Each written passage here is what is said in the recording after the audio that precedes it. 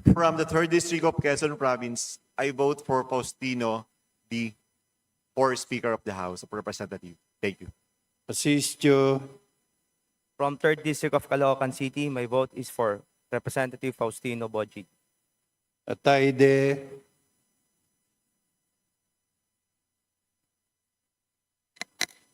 Madam Chair, from Quezon City, District 1, my vote goes for Honorable Faustino Boji D. for Speaker of the House. Comentado.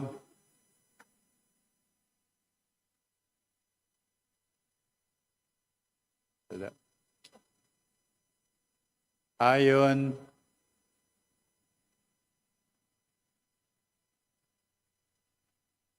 Ayun. Madam Chairman, from Swerte Party List, being a member of the minority, I choose to abstain. Thank you. Bagaw. From Dinagat Islands, Madam Speaker, I am a member of the minority. I vote to abstain. Balindong. Faustino D. Banyas Nograles.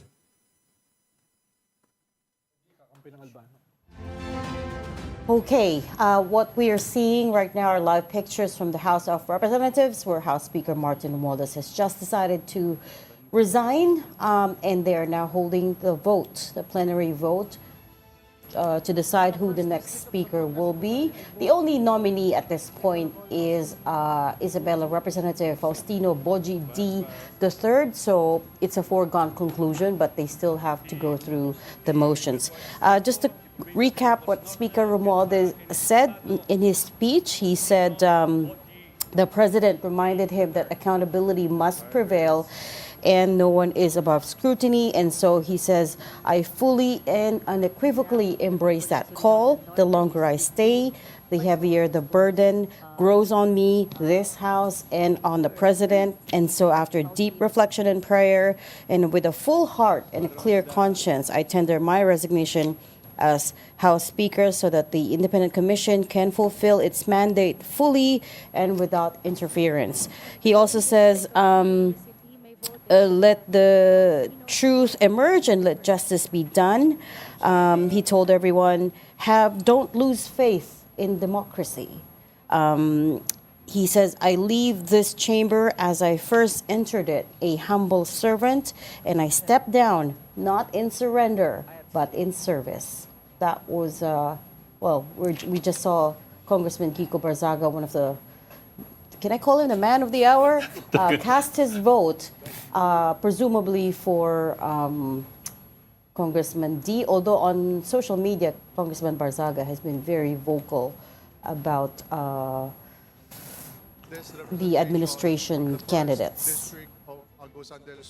Hindi ko alam kung who Congressman Barzaga voted for just now, because he just came up to the podium and cast his vote, but we were on silent, so we were on mute. Well, just to add to that, Congressman Romualdez also said that sometimes the greatest act of leadership is the grace to let it go. Correct. Those were his closing lines. So I step down not in surrender, but in service. Sometimes the greatest act of leadership is in letting go, in the letting go.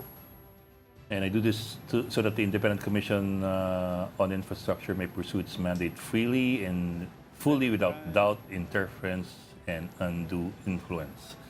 Walang pipigil, walang makikialam. So the magic number that Congressman Dean needs to hit is 159, if I'm not mistaken, because there are 317 House members. 317. It needs to be half plus one. Yeah. So half is 158, so plus one is 159. What's not clear to me is, see, Congressman Benitez just cast his vote. Not sure either who he's going to vote for, considering he's part of the so-called independent bloc, but presumably he would have cast his vote for Congressman D. Hindi ko alam if sinama na yung Gabriela, because they're supposed to take the slot, one more yeah. seat in the House. Hindi ko Left by sure. the youth. Kung nag-out na sila. Oo, hindi ko sure if nag-oath na sila. So if they were to be counted, there are 318 members of the lower house. But if hindi pa sila nag-oath, that would be 317, in which case 159 and Congressman D will be the new Speaker of the House. Who is Congressman Faustino Boji D. III? Si Ed ang makakasagot niyan. Okay. Oh, okay. Barzaga abstained. So we're just learning Congressman Kiko Barzaga abstained from voting Para pwede dyan banatan later. on social media. Oh, okay. Yeah. Sabi niya on social media, akala niya he'll be the next speaker eh. Oo nga, ako rin. Akala mo din? Very Or tight. akala mo ikaw yung next Akala ko speaker? ikaw Very tight Speaker. yung race. Hindi, kung congressman ako. You would want to be speaker. Hindi, baka maglaban nga kami ni Barsaga. Talagang ano, paninindig mo Ano yung, talaga. ano yung online Wala ko. persona mo? Kung siya, aw. Oh. Corny naman. Bok, ito ka, Okay. I prepared Let's, a prezi on the D dynasty. Gusto mo, Sige, tumagyan ko. nakatuwi ka ng konti. Halika. Halika. Siyuko ako rito. Okay, just move over. Huwag kayo mo ko. Ang katawa-tawa itsura mo yan. Kaya mo yan. Hindi ka nang ganun katanda eh. Ang hirap. Hindi, uro mo lang yung puwan. Hindi ba yung kamay mo? Here. Tayo tayo. Hindi ko lang ang kamay. Ito, meron Okay. akong remote eh. Ayan, Ayan, sige. ayan. Okay, now Yeah. we can see. Okay. Okay. The Great. D dynasty began with the Faustino D Senior. Oops, teka. Nahugot mo yung mic ko eh. In 1962, he ran and won as councilor in Kawayan, Isabela. By 1964, he was the mayor already Hindi pa ako pinapanganak. of Kawayan. So he's the patriarch. Councilor 62, Kawayan Mayor 64 to 71, Governor from 71 to 86 in EDSA Revolution, and then he had a 2-year break kasi si Cory had everybody resign, and then he got back into the good graces and governed from 88 to 1992. So he's the longest serving governor. He would have known Marcos Sr. Oh, yeah. That's where we're going. Okay. That's Faustino D. Sr., the patriarch. Curiously, he was also close to Ninoy Aquino. Why do you say Ostala. curiously? Well, because later on he'd be very Marcos close to siya. Marcos. So before, and he was also a part of the Liberal Party before martial law. In fact, yung mga kwento-kwento nila, si Ninoy and D were talking to each other on how to resolve the problem of the New People's Army in Isabela. And in fact, it was Ninoy who helped D to resolve that issue. Pero huwag mo kalimutan, si Marcos was also Liberal Party before. Yeah. Bago siya lumipat sa nationalist. Oo. I think a lot of people would have forgotten that. When no? he lost the nominations. Anyway, so way back, magkakaalyado itong dalawang ito, si Ninoy at si Faustino D, the patriarch. And then, of course, you had martial law, and Faustino D switched sides and joined the kilusang Bagong Lipunan and become part of the Solid North. You had a group of governors who basically lorded over the northern provinces in support of President Ferdinand Marcos Sr. So, yan. Moving on, dumating ang kanyang anak, si Faustino D. Jr., who ran and won as congressman from 1992 to 2001. And then as governor from 2001 to 2004. 24 na udlot kasi 24 he lost to Grace Padaka, the broadcast journalist, and one of two people who remarkably ran and won against established political dynasties. So he lost to Grace Padaka, and Padaka, I think, governed until 2010, thereabouts. Anyway, so that's Faustino D. Jr., the father of Congressman Faustino D. III, yung ngayong speaker. Nakaambang maging speaker. Si Faustino D. III was actually already a congressman from 2001 to 2010. So he served a full 3 terms until yung term limit. Then he was governor from 2010 to 2019, also the full term limit. And then vice governor from 2019 to 2025. And then 2025, now is going for the speakership. Naging congressman. Yeah, back to Congress, and now gunning for the speakership. Okay, that's Boji. A lot of people say he looks young, pero actually he's in the 60s, no? Yeah. Hindi ko lang sure exactly he's how old. 1961. 1961. Oo, so it should be 64. 63, 64. Yeah. Siguro, Boji ang palayaw. Hindi, he really does look Binabagay young. yung palayaw sa, sa dating. Makapal pa yung buhok niya tsaka maitim. Anong gusto mong palabasin? Bakit si... Si Ronaldo. Naisip na hiwati. So this is Boji D. the third, ang kanyang anak. Okay. Faustino din. D. the fifth, congressman from 2019 to 2022, and now Echage mayor. May nang Echage sa one of the bailiwicks of the Ds in Isabela. So this is... Sorry, go back to the last one. So this is Ino. Teka. Yung tinatawag nilang si Ino D. Teka. Ayun, Okay, here we go. this Hindi one. ka tumalon eh.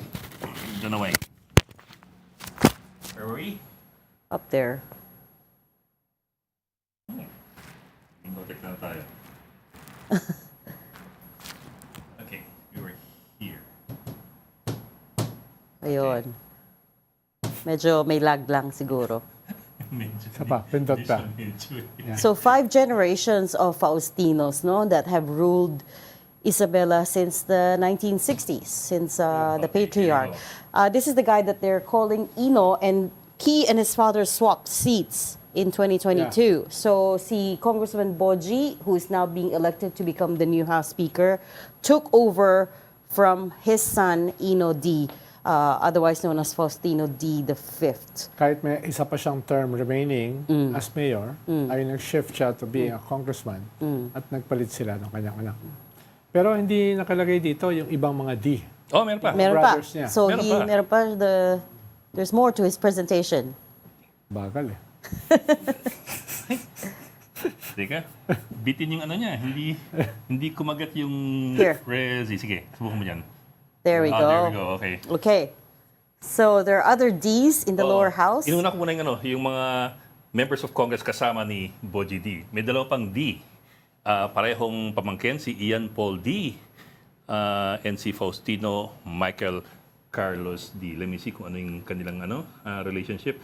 Si Faustino D. The third is a nephew.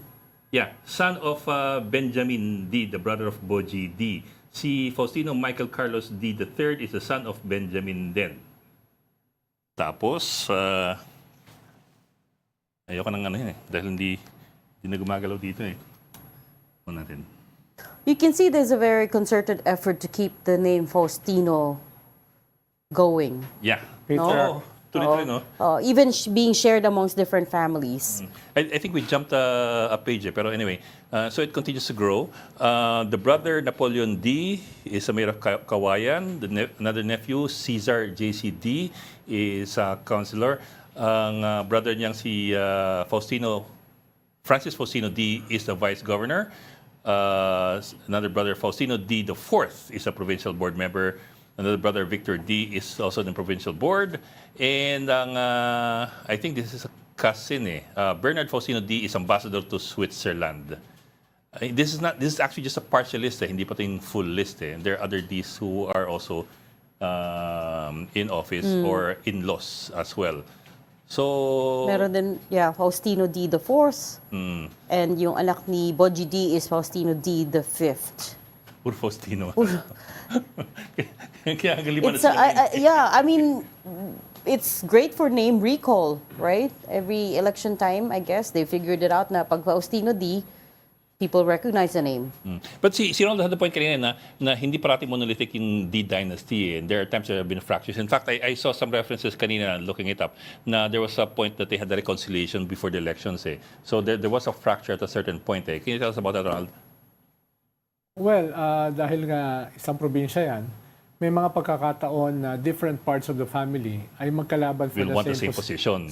Nauubos yung posisyon eh. Oo. Eh, dami na nila. At meron pang ibang mga families sa Isabela, katulad ng mga Albano. May Albano pa. Na part ng D ay ka-coalition nila, part ng D ay once in a while ay nakakalaban sa politika. Kaya ang sinasabi ko lang, hindi siya monolithic. No. In short, it's also a family business. Well, Because as- they're it is a- fighting it- for it- positions amongst Yeah, themselves. it is a basically. dynasty. Oh, Sinasabi it's- ko lang, parts of the dynasty may be fighting each other at particular moment for Yeah. particular positions. You see it's that a in a lot big- of big dynasties. Like, Yeah, it's a big- The Modatus are also like that. Eh. Oh. That's also Pero fighting the themselves. Albanos is also a big Oh. family sa Isabela. At yung patriarch nila ay matagal din na political leader. Alam ko naging governor din, naging Oo. congressman din, no?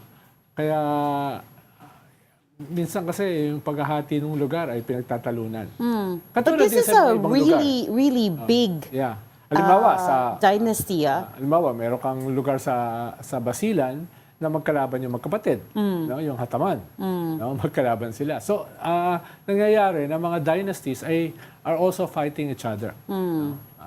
Kaya sinasabi ko lang, hindi sila monolithic. Because the positions don't grow as fast as the family. At saka siyempre, To may put mga, it crudely, Yeah. diba? Because they the all positions want only the... grow when you break off another district. tsaka may mga dynamics yan. May mga Yeah. magkakaibang personality, magkakaibang mga gusto, magkakaibang ambition.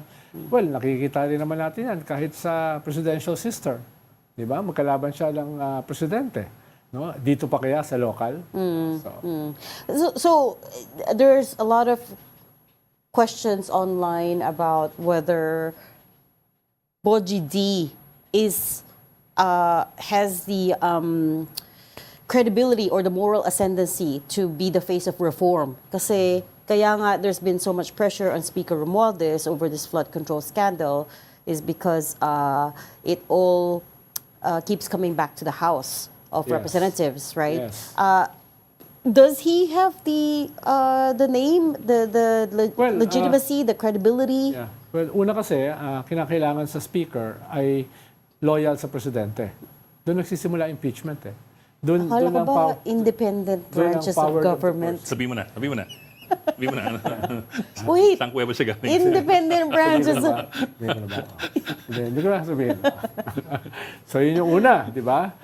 Kailangan more or less loyal dahil nga doon mag-emanate ang impeachment. At ngayon, nagtetrete ng Vice President to impeach the President before his term ends. No? Ikalawa ay personally dapat magkakilala. Tingin ko, alam ko mag-compare sila ni BBM. Eh. No? Pati kahit naman si Chris Aquino, kumare. No? Ganun naman sa aming mga elites eh. Sabi mo, sino kumpara ng BBM? Itong si Boji. Boji. Okay. Tapos, ikatlo, member siya ng ruling party, yung Partido Federal. Bagamat before ay nationalista. nationalista siya. Nationalist People's Coalition siya. No? For a long time. No? Kanina, nung nagkasabay kami ni Congressman Benny Abante, may duda siya kung kaya ni Boji D na hawakan yung Kongreso dahil ito yung first time na napunta siya sa isang national position. Actually, At I was hindi lang national. Ano? Yung nangyayari itong position na ito sa gitna ng ganitong bakbakan. No, mga scandals, at yun siguro yung isang kanya eh. Hindi pa siya masyadong na-connect sa isang scandal o isang controversy. Kaya hindi ko sinasabi na ganun siya kalinis, pero for now ay walang naibabato sa kanya na controversy, lalo na in relation dito sa mga flood control, corruption na mga nangyayari. Although matagal siyang congressman, under the radar lang siya. Under the radar. Oh. I was gonna say, we didn't realize rather na he had that many relatives in public office, right? I guess we were well aware na D is a political dynasty, Yes, pero yes. at one point in time, ang dami nila. Yeah, actually sa probinsya nila, dalawang pamilya ang nagbabakbakan dyan, the Albanos and the Ds. No? Minsan magkakampi, minsan magkalaban. Tapos nakasingit si Padaka. Nagpapalitan lang sila ng Oo, seats. may So, moment na nakasingit si Padaka. Parang sa Pampanga, sino ba yung Si Padre Ed. si Father Juan, no? Padre Among. Among Ed, no, nakasingit. May mga ganung moments, pero for the most part, for the most D part, versus yeah, Albano. dalawa o isang family ang nagbabakbakan. No? Kaya ayun, sabi nga ni Congressman Abante kanina, hindi niya sigurado kahit kaklase ng kanyang asawa si Congressman D ay nga wala siyang track record sa national politics. At alam naman natin under the radar lang siya. Yung iba nga hindi alam na naging kongresista siya, di ba? Mas kilala pa nga siya as naging governor, no? At afterwards, nagpalit sila ni Congressman Albano. Si Congressman Albano ang naging governor at si Governor D ang naging vice governor. Si Congressman Albano, na-interview natin dito, yan ang mas malapit kay Presidente. Magkabatch yan. No?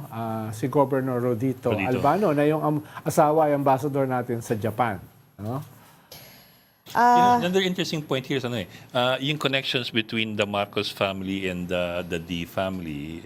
Yun nga, going back to the martial law era. Yes. Dumikit talaga sila, nagkadikitan sila. They fed off each other. And then, Solid North. and then in 2016, he endorsed Bongbong Marcos for the vice presidency. Him and Isabela officials. But interestingly then, in 2022, he also endorsed Risa Ontiveros for the Senate. Yes. At the same time that he was endorsing BBM and Sara Duterte for the presidency and vice presidency. Yes, usually naman kasi sa Senate, sa Senate naghahalo eh. Pwede sila mix maghalo. ka. Hindi naman sila nagso-solid eh. No? At minsan nga, hindi kompleto na 12. No? Usually, 8 lang yan eh. 8 lang yan. At tinitimpla rin nila kung yung endorse nila ay meron ding base sa kanilang probinsya. Or Pero meron ding what do you think explains that? Kasi iba yung you will mix and match in the Senate kasi nga naman you get to choose 12.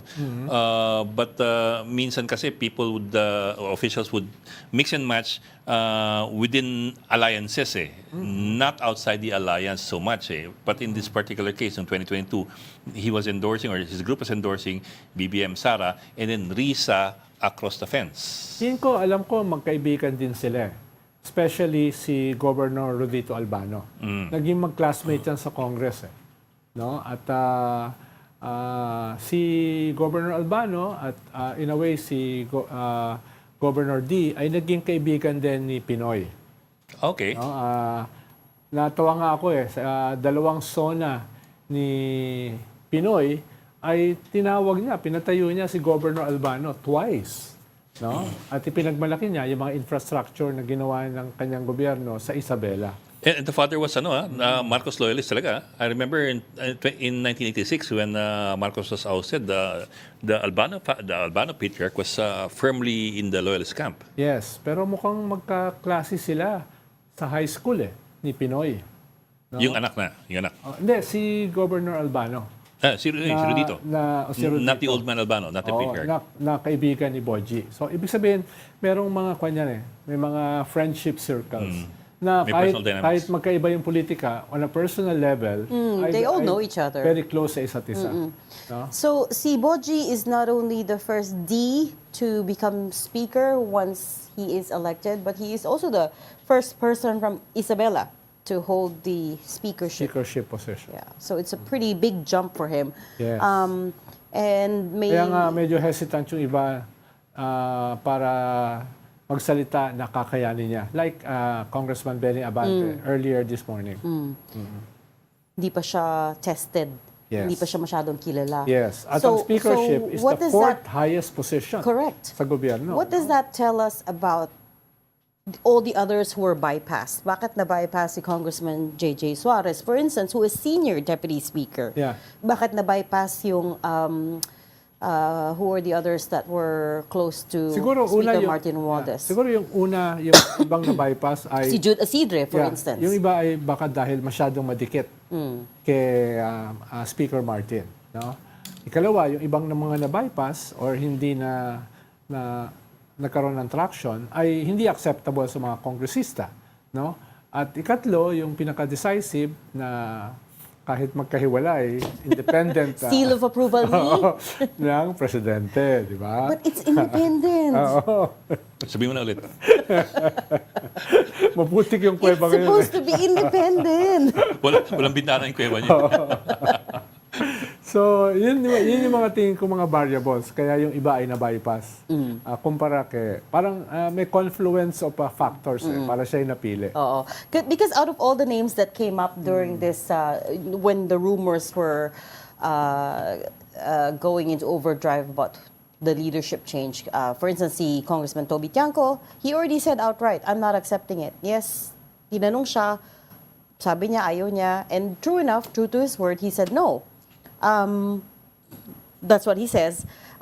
Si Congressman Ronnie Puno, who is also a deputy speaker, if I'm not mistaken, hindi rin Yeah, siya he is. hindi rin siya napili, right? Congressman Albi Benitez, some people have said na because of his ties to online gambling, hindi siya bagay, hindi siya pwede. Sino pa ba? Actually, kung titignan mo before the SONA, may tatlo na lumalabas ng mga pangalan. Si Deputy Speaker Frasco, si Albi Benitez, at saka si Toby Chanco. Si Albi Benitez parang yung frontliner, actively campaigning for speakership before the SONA. Pero pagdating ng SONA, he wasn't able to muster enough numbers and the support of Malacanang. And he was saying Na hiwalay. there was black propaganda against him at that time, supposedly. Ano yung black propaganda sa kanya? Biglang ang daming chismis about his personal life, di ba? Like what? I don't know. I don't follow showbiz. Hindi lang naman yung showbiz yung luwas na chismis eh. Tapos last week naman, for more than a week, ang lumalabas na pangalan naman si Toby Chanco. Oo, correct. No? At ang alam ko, yung mga maraming congressman medyo galit dahil binabanatan nga ni Toby yung mga bumoto for impeachment. Binabanatan nila ang House na sinisisi niya na dahilan para dito sa failure ng alyansa sa Senate. No? He's one of the most vocal. At humarap siya sa Senate para banatan ang Congress. Medyo marami yata nag-react doon. No? Kaya hindi rin siya nakakuha ng enough numbers last week. Pero last weekend at saka last Monday, nababalitaan na natin na, oops, meron pang effort again. At this time, wala dun sa usual suspects. Yung mga lumalabas na pangalan. Parang, who? Congressman D? Sino siya? Di ba? Yung gano'n-gano'n. Tapos hinaluan ng J.J. Suarez, hinaluan ng Ronnie Puno, pero panghalo na lang yon. Panghalo na lang yon. Dahil yung dalawa na yon ay very close kay Speaker. Those other names were just to distract. Hindi naman to distract, pero panghalo. Okay. No? Pero talaga, from the very start, last weekend, at saka last Monday, Boji na yung parang solid na alternative. Ba't di mo sinabi yun? Kumbaga at this point, Hindi, sinabi ko kahapon. Sinabi ko kahapon kung hindi mo narinig. pero at this point, parang he's the only one who ticked all the boxes basically. Kasi ang daming requirements. There are 3 major requirements, as you said. He was the only one that ticked all the boxes. Yeah. No? Kahit na, so I guess at some point they said, okay, kahit na untested, kahit na hindi masyado kilala, let's give him a chance. Kung may kukumpara mo, yung ipinalit naman sa Senate ay tested, a veteran. No? He can hold his own. Paano, dati na siya naging Senate President, matagal na siyang senador, almost 30 years. Oo. I mean, he was able to hold his own in the first clash with the minority bloc, right? Oo, at marami yung bumalat sa kanya. Oo, marami yun. Yeah. Kaya, And si Boji, papanoorin natin si Boji this closely, next few weeks. No? because he is entering a very divided house. And a very volatile political landscape. But Bok, you have 300 people you have to manage. I mean, like we said nga, he's been under the radar for so long. 7 na taon na pala siyang naging congressman. Well, mahalaga o obserbahan natin, sino ba yung team na bubuin niya around him? Sino mga crisis manager, sino mga networker, sino mga coalition builder, O sinong diba? tagahampas. Sino ang attack dog, no? Sino yung whip. Yeah, so titingnan natin yan in the next few days. Habang hindi binabago yung mga positions. Paano i-declare lang na vacant is the speakership, not the other position. The problem is, if he was not everyone's first choice, he's gonna have trouble convincing them to, Well, yes and to no. follow no? suit. Dahil nga, Kasi yes, he got the blessing of the president, sure. Pero it's another thing entirely to lead them in everyday decisions, right? To be able to yes, say, kaya okay, nga, kung hindi ka tested, sino yung team around you na tutulong sa'yo habang nagkukang ka, nag-OJT? ay, OGT ba to? Okay, at this point, let's bring in Ami Pamintuan, Editor-in-Chief of the Philippine Star. Hi, Ami. Quiet day na naman. Hi. Hi, Hi, everybody. Ami. Exciting Wednesday. Contrast to contrast Kagabi pa tayo. namin Blue ako, hinihintay yan ikaw eh. icon Kagabi naglalabas pa lang ng mga furniture doon sa opisina. Talagang at sa balutan, ha? Yung isa akala ko vault yung ilalabas yung pala refrigerator. Kaya sabi ko, nameplate. siguro marami-raming furniture yan. Di na siguro aabot ng midnight, ano? Kaya muwi na ako. So nahabol niyo Sabi makagabi? si Chis Escudero nagwawarn, baka daw calculated diversion lang daw yan, ha? Para daw maabsuelto si speaker sa mga flood control, kaya nagsalita Malacanang. Sabi nila, hindi, kasama pa rin siya sa investigation ng flood control anomalies. At saka, Ami, pag hindi ka na speaker, ay You're vulnerable. Mas vulnerable ka. Yeah. Yun na nga. Oo. Kaya nga. Yan ang Kaya sabi ng mahirap Malacanang. i-distract. So- I'm sure kasama yan sa pinag-usapan nila kagabi. Okay, na wala ako. here's the question. Did he resign or was he kicked out? Well, nag-declare ng vacant There's a yung huge position difference. No. I'm talking about the real deal, not the formalities. Did he resign or was he pushed out? I don't think he wanted to leave. Ayaw sagutin. Di ba? What I heard was he was pleading until the last minute. Wala naman akong narinig na ganun. Pero ang alam ko, kinausap siya na to mitigate itong handling ng Mitigate controversy. talaga, Oo. mitigate. Ay, To mitigate the kailangan- parang flood mitigation programs. Yung Parang disaster- euphemisms are disaster- flying all around. Kaya nga, Disaster mitigation. nalulunod tayo sa euphemisms. But okay. Disaster mitigation. Sa metaphors pala. Ang tingin ko, hindi to Donald, kusang hindi loob. ba yan, Hindi ano, to kusang parang God loob. Save the Kinausap King? siya. Di ba yan at, parang family caucus yun eh? Kasi merong mga nagsasabi, bakit sisisihin nyo yung dalawang leader ng Congress nagpirma ng budget in the first place, si President Marcos. Merong mga ganong, mga ganong criticism eh. Oo. Diba? Sorry, so Kaya you alam mo heard... yung mga budget insertion and yung DBM, ngayon nga, sinasabit yung DBM. Umpisa pa lang pala, may hinihingi ng mga insertion. You heard, tingin ko kinausap hindi siya. to voluntary dahil even before the SONA, may attempt na natanggalin siya. At lumaban siya. Last week, may attempt din natanggalin siya at lumaban siya. Pero at this point, this week, iba na yung configuration. Iba na yung realignment. At iba na yung posisyon ng Malacanang. Kaya Yes. I'm almost sure he was asked to leave. Tsaka Pero siyempre, hindi natin alam yan. Hindi naman tayo kasama sa usapan. No? Tsaka as late as last week, he was rallying his troops around him, di ba? You had a Yeah. parade of people going to the speaker's office, pledge their Nagpa-loyalty allegiance. checks And, sila. Almost Yes. every day. Almost every so day. I suppose it's safe to say that the clincher was the president's, na solidly behind Correct. the speaker. Hindi ba? Halos Ang araw-araw dami. may ganong press release galing sa House eh. And, Ibig Wala sabihin, naman. until the last minute, lumalaban siya to stay. or was it that the people around him were trying to Tingin ko protect close ranks and protect him? Yes, tingin Remember? ko kaya yung mga gustong paltan siya ay hindi nag-succeed dahil wala silang numero. Pero tingin ko this week, hindi na numero pinag-usapan. Yung suporta na ng kwan. The number one. Oo. Malacanang. Yun na yung The number one. yun na yung decisive element kaya siya nag-step down. Lagi naman ganun dyan. Dati nga si Sara Duterte na gano'n, nagtanggal kay Speaker Alvarez eh. But what do you think was the catalyst for the president to make that decision at this specific point? I mean, ilang linggo nung tumatakbo tong kontrobersya nito eh. Well, definitely. The elephant in the room Yung is mga the rally. anti-corruption. The rally. Hindi lang rally. Yung mga rallies na tuloy-tuloy. Anti-corruption landscape. No, na pati mga paano yun Zumba groups, pati mga alumni association, Zumba pati groups? mga Yes. pati mga Yung Zumba Ba't alam mo group- yun? May Zumba group si Ronald. Pumunta ako sa Batangas yung Zumba Nanood ka ng Zumba? Zumba against corruption, no?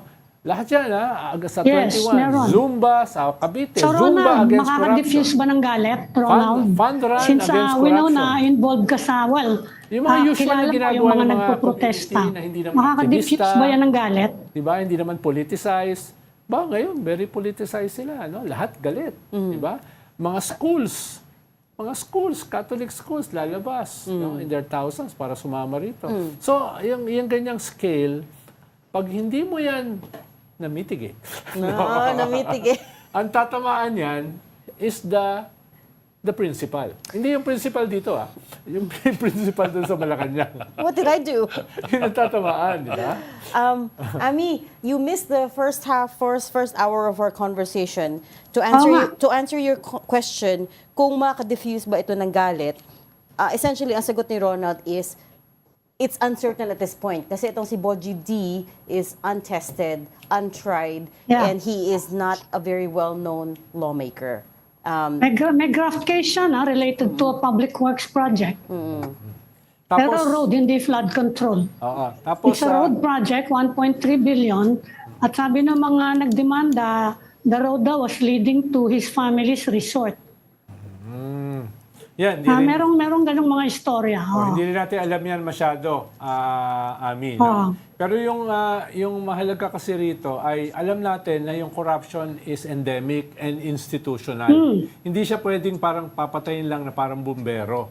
So, yung mga tao na nagigising ngayon will look for a more long-term, deeper solution sa corruption. Hindi lamang yung pang-mitigate. No? Yun yung hahanapin nila. So the answer is to sacrifice your cousin at the altar of your anti-corruption ay, campaign. Baka it's not enough. God save the king maraming na makasuhan, Diba? maraming makulong, no, at maraming mga proposed reforms. Halimbawa, I'm almost sure ang isang ipopropose dito sa leadership ni Boji ay yung pagtanggal ng mga insertions dun sa small committee. Kalawa, pagtigil ng... Well, tinanggal na yung small committee. Remember, Tanggal yung pagtigil ng lahat ng mga flood control projects for now, dito sa budget na ito. So, yan ay magiging bahagi ng leadership change na i-offer sa mga nagagalit na tao. Ang tanong, ito ba ay just an escape valve para doon sa steam na lumabas? Or ito ay long-term reforms? Mahirap mag long-term reform dahil yung term ng presidente hanggang 2028 lang. 3 years. He's got 3 years. Okay. Let us bring in our first guest this afternoon. Congressman Zia Alonto Adiong. Sir, magandang hapon. Thank you for joining us. Good afternoon, Congressman. Magandang hapon, Congressman. Good afternoon. Thank you for having me. Yes, sir. Uy, thanks for joining us right after you voted, ha?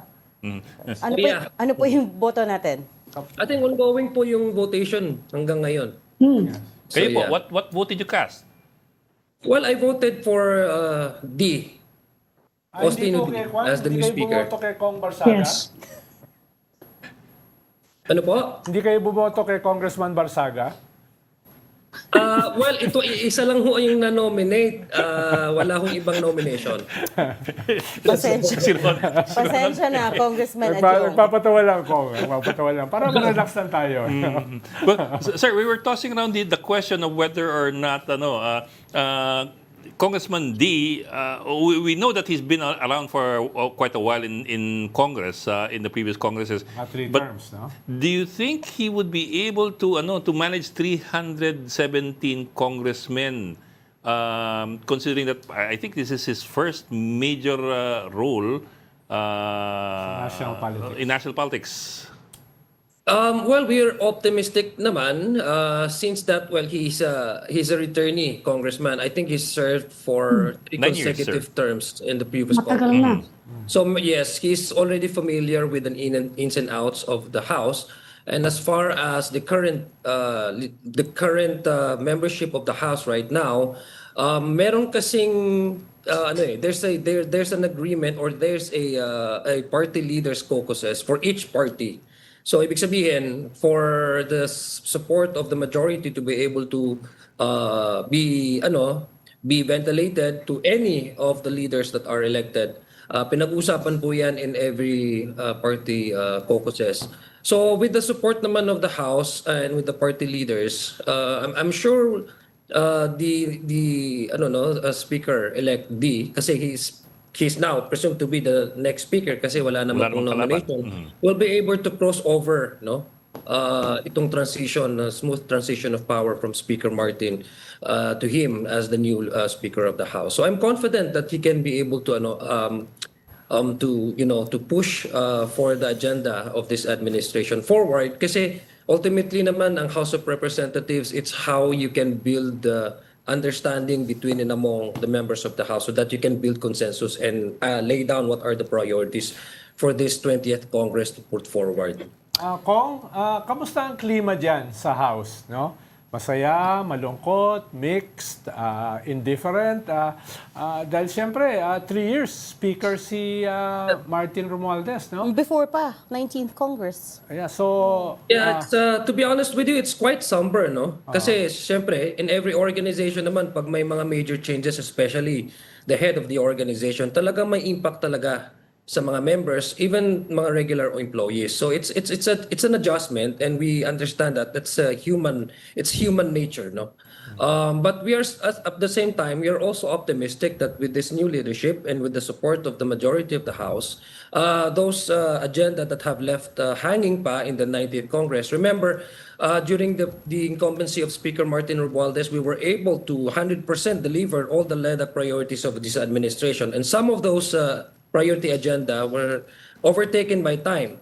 So I believe with the support of D, we are also optimistic that they can be finally be carried over in the leadership now of Speaker-elect D. So it's quite somber, at the same time optimistic, no?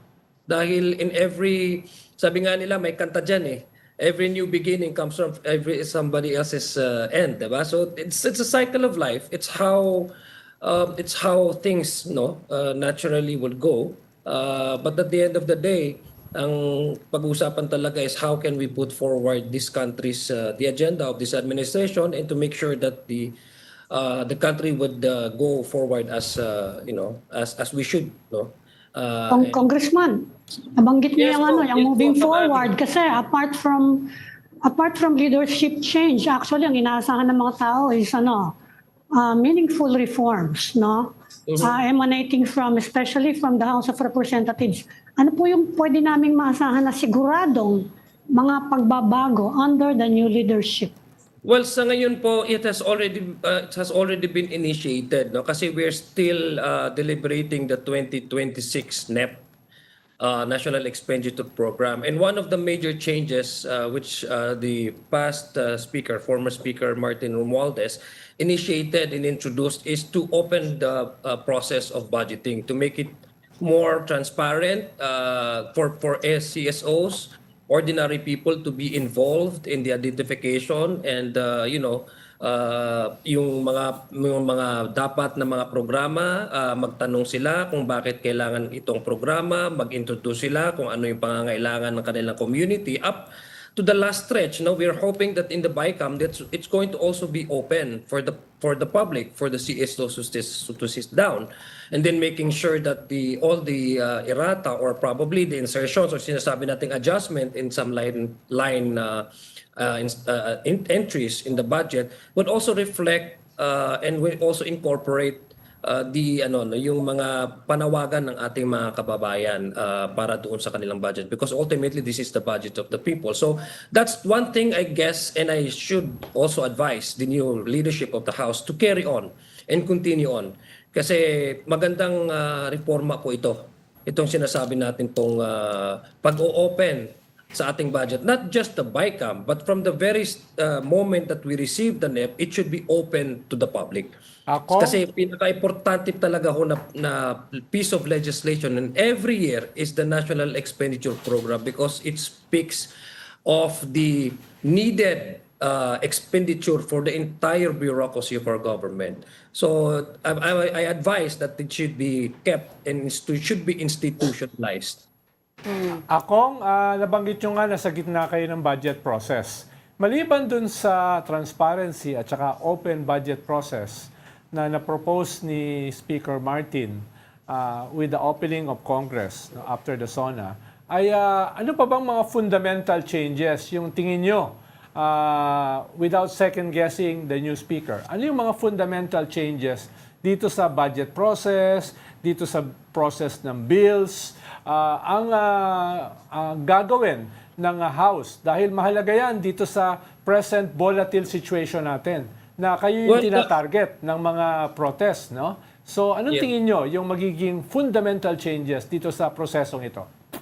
Well, number one, let's go back to the budget. I think it's now high time that we introduce the digitalization of from the time that these programs or these projects are being requested from each department up to the time that it's collated and as a result, NEP, and then ipapasa po dito sa House of Representatives. Actually, may panukala na po yan and I'm also planning to file for a bill that will digitalize to make sure that kung meron pong mga errata or mga changes or adjustment, dapat malaman po natin sino po talaga yung sponsor nito, no? Para malaman po natin baka naman talaga kailangan yung ganitong klaseng adjustment sa isang proyekto sa bibigay sa isang lugar so that we can finally make use of the word transparent. Kasi syempre kailangan din ho natin malaman kung ito bang mga adjustments na to when it comes to projects and programs, if the budget reaches the BICAM, talagang this is based on the actual need of the community, no? Para po makita natin kung ano ba talaga yung dapat na continuously na pupondohan ng ating gobyerno, no? Kasi sa ngayon, itong mga issue ng mga arata, in fact, I'm pretty sure you're aware of this. Itong couple of weeks ago, meron pang request no less than the President to review the budget of the Public Works and Highways. Remember, we had the initial budget briefing last week. And when Vince Dizon presented the budget, sabi niya, I cannot defend that because that's not my budget. So we had to give him some more time to review his budget and then make some necessary changes. So I guess kailangan talaga natin ma-institutionalize yung digitalization so that we can not only track down with the request of each budget entries from each departments of each sponsors, but as well as to make sure that the changes or the adjustments once we receive the NEP should also reflect and should not be changed and should be shown to the public kasi nakasecure na po yan through digital imprint. Yeah. So I think that's one that we really need to institutionalize. No, kung gusto talaga natin na itong budget na to ay budget talaga ng ating taong bayan. Congressman Adiong, I know you're keen to move on. You're looking forward to the future, to the reforms, pero I just want to backtrack a little bit and talk about what just happened with the leadership change in the House, kasi there are some gaps in the story that I'm not seeing. I interviewed you on the big story, I think maybe 7-8 days ago, and at that time, you were saying that all of you are solidly behind Speaker Martin Romualdez, and there's no coup, there's no talks of leadership change at that time. After I spoke to you, we also spoke to other congressmen, all of whom said, no, that's just rumors. It's not true that the House is thinking of a leadership change. So what happened there? Well, there's no coup kasi the president, the speakers, stepped down. Hindi naman he was not ousted, he was not outvoted by anyone. It was his personal decision to step aside and allow someone else to take the helm, leadership of the House of Representatives. So there's no coup.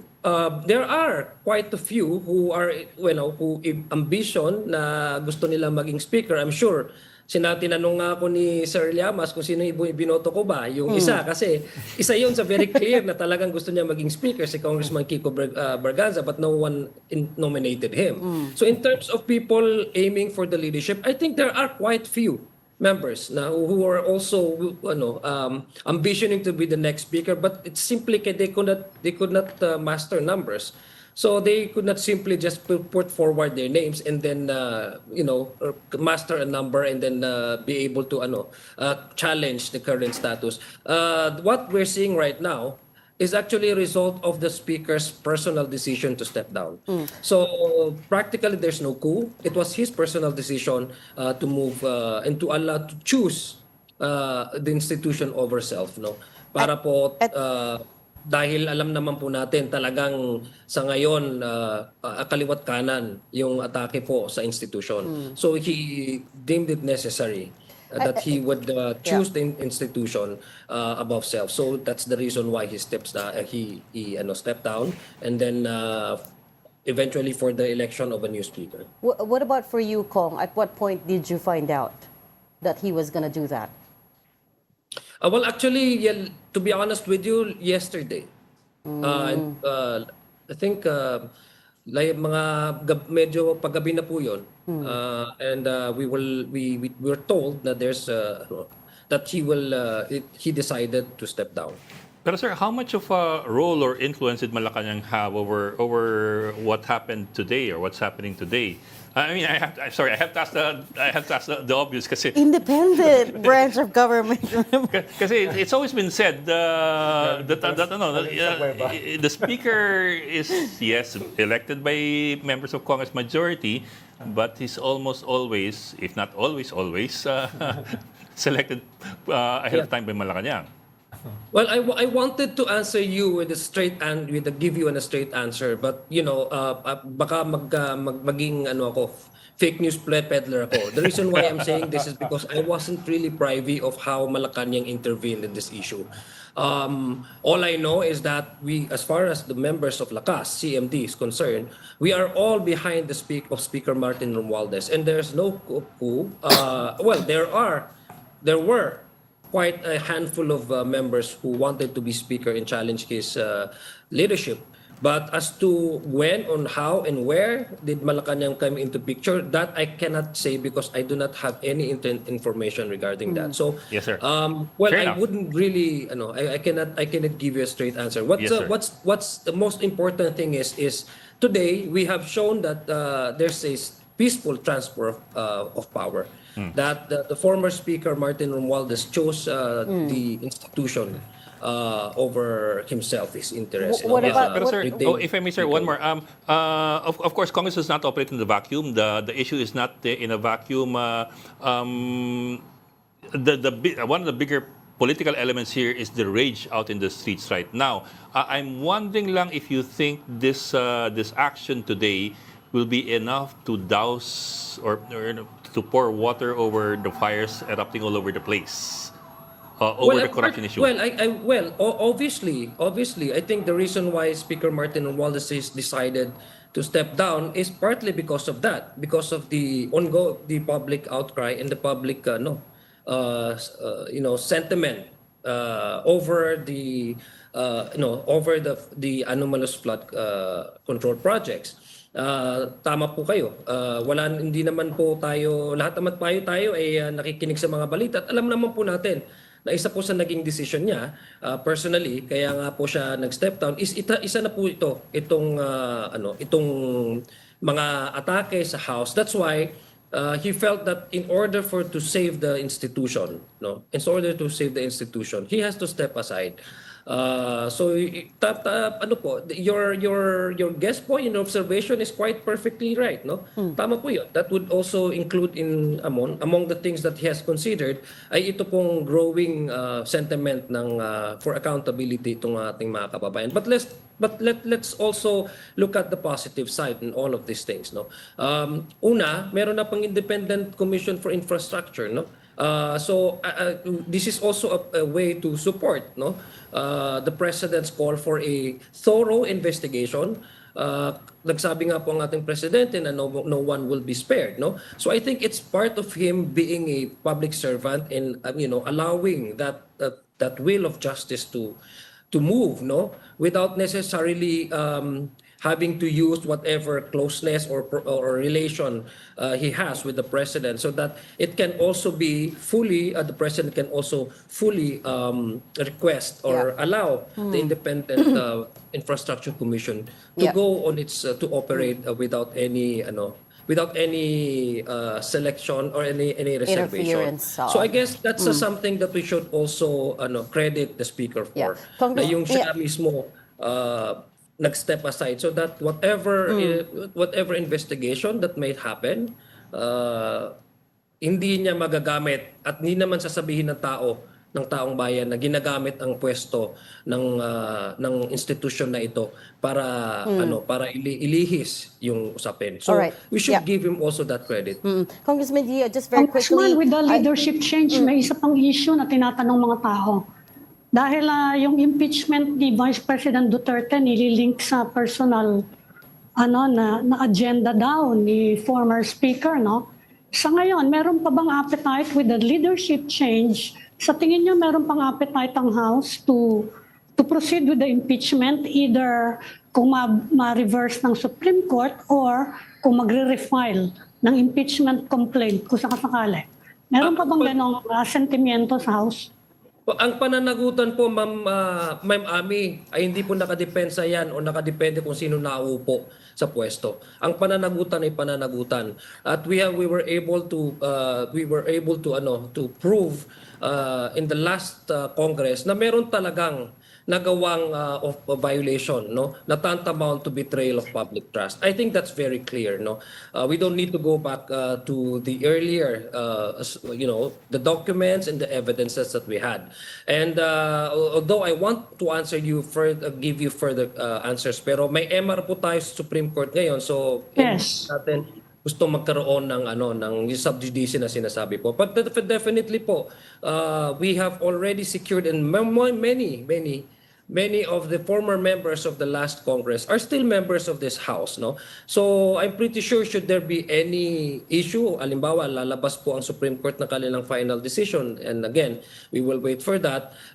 Ang akin pong posisyon ay dahil sa hanggang ngayon, karamihan po sa mga pumirma nung impeachment na yon, complaint na yon ay miyembro din po ng House of Representatives. Sure, in the event that there should be another impeachment case also to be filed in this Congress, I'm quite optimistic that they will again fix their signatures, because pananagutan is pananagutan, no matter, hindi ko nakadepende yan kung sino pong naupo sa pwesto.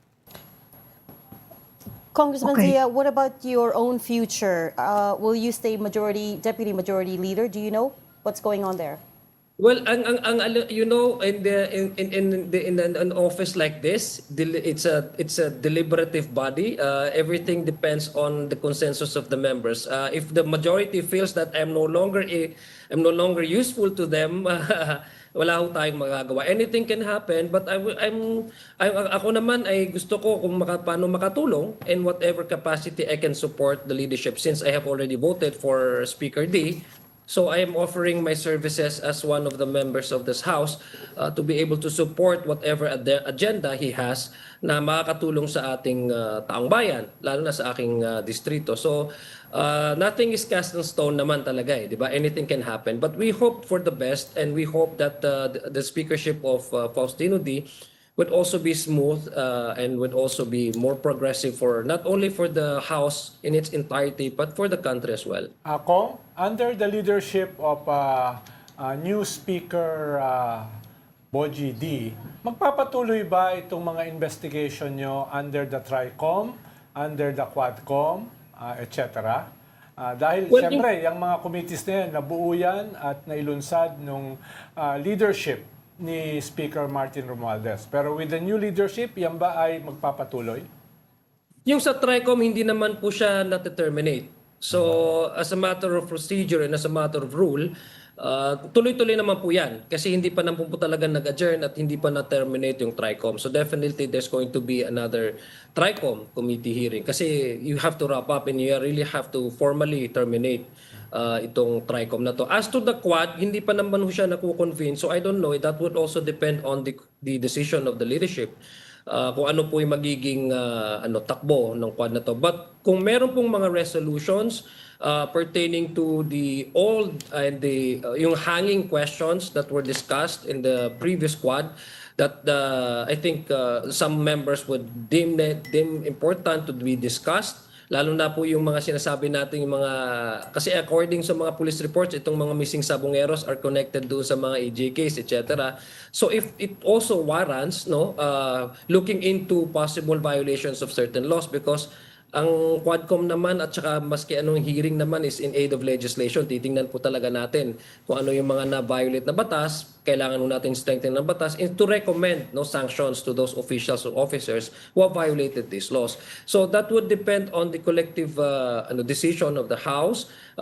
We hope that the House will continue on this new leadership. I hope that it will continue on making sure that those crimes that were committed previously or currently being committed right now should be addressed, which should be addressed and should stop we should stop the culture of impunity. Kasi we're talking about accountability. Let's talk about accountability in its real sense. No?